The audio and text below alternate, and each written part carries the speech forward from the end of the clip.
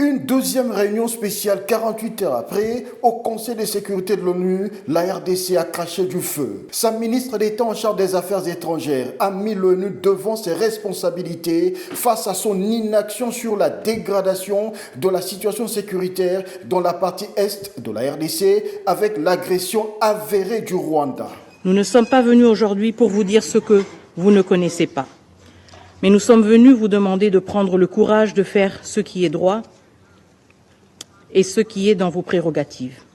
Les vies des civils ne peuvent pas être pendues à la machinerie politicienne qui observe sans agir. Nous exigeons des actions. Reconnaître la responsabilité du Rwanda dans les violations multiples de notre souveraineté, ainsi que dans les atrocités qu'il commet, a été insuffisant pour qu'il cesse sa poursuite du conflit. Les victimes ne sont plus seulement congolaises.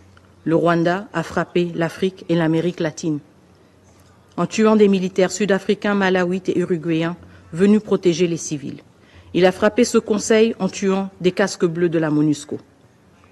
N'est-ce pas une preuve suffisante pour vous que lors de chacune des réunions convoquées par ce conseil, la liste des orateurs regorge de pays d'Afrique et d'ailleurs, cherchant à vous pousser à agir?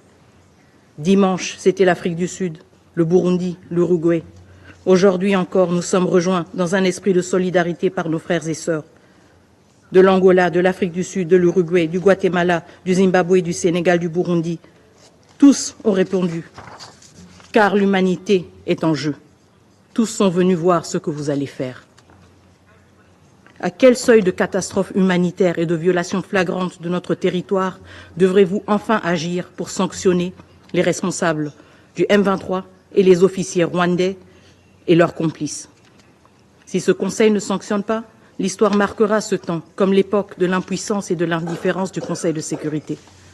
Le droit de rachat de ce Conseil sur cette crise n'est nulle part ailleurs que dans les actions immédiates. Thérèse Kaikomba Wagner, ministre d'État en charge des Affaires étrangères de la RDC, a salué le soutien de plusieurs autres nations au combat que mène la RDC en dénonçant le soutien du Rwanda au mouvement terroriste du M23.